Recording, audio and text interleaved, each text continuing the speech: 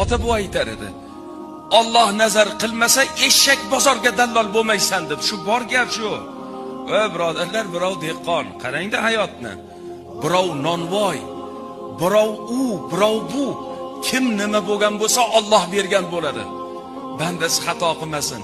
Men aqlliman, men mehnatkaşman, o'shanga boyman. Mehnatkash boy bo'lmaydi.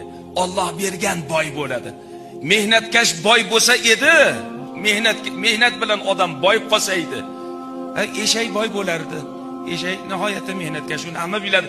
Va birodarlar, kimga nima bergan bo'lsa Allohdan orttirib masjidga bera olmasligi mumkin. Yetim yesir, beva bechora, chag'oy, kambag'alga bera olmasligi mumkin. Lekin uyga olib kelayotgan non tuzi, go'sht yog'i shuni o'zi ehson hisoblanar ekan. Shuni o'zi sadaqa hisoblanar.